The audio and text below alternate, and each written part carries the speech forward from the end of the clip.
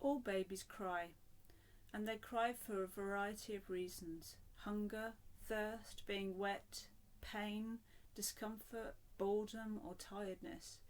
You will come to know your baby and understand their cues. Though it may take some time to gain an understanding of the emotional cues that your baby provides, please be patient with yourself.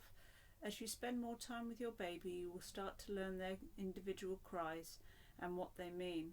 For example, you may learn that a certain cry means that your baby is hungry, while another cry means that they are tired. Not all crying is a cause for concern, as some babies cry more than others, and there is nothing wrong with that. If your baby is crying for a short period of time and they seem to be otherwise healthy, there is no need to worry. However, there are some situations where it might be worth considering other possibilities. Your baby may make different types of sound or a different pitch. Certain types, such as a high-pitched cry, can be indicative of pain or being too hot or cold or illness. If your baby is not feeding responsively or seems difficult to soothe, it could also be a sign that they are in discomfort and they may be overwhelmed by sensory input. If your baby is crying excessively, or if they are crying in a way that is different from their usual crying, or have any concerns, please talk to your healthcare team.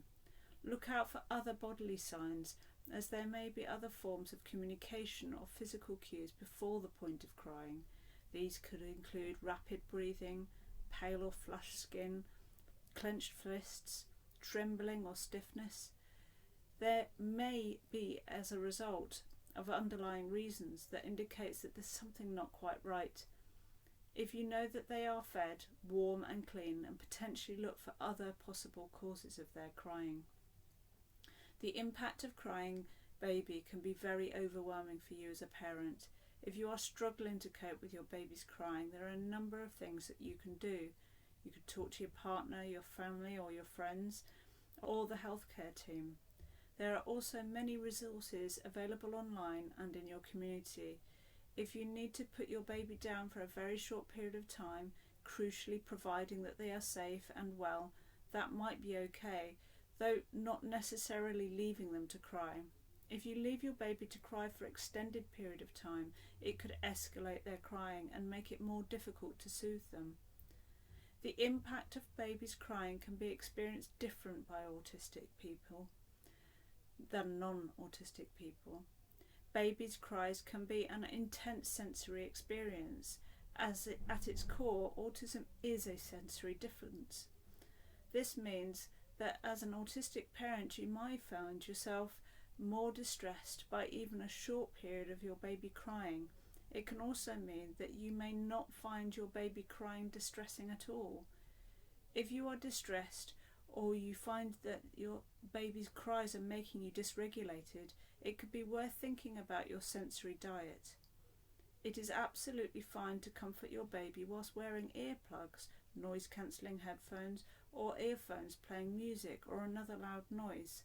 Some autistic people find regulation by focusing on another sense, perhaps a scent or an image from a projector, or maybe by stimming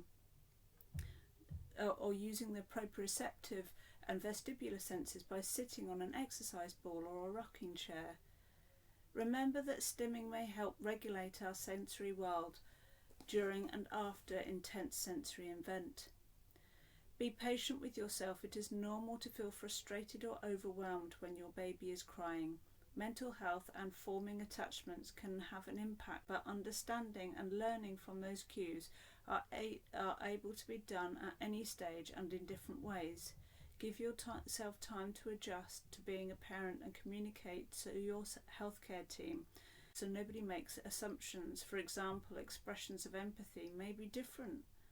There is no one right way to parent a child. What works for one parent might not work for another. Be flexible and try different things to see what works best for you and your family. And please remember that you are not alone. Many autistic parents struggle with their babies crying. There are resources to help, so don't hesitate to seek out support.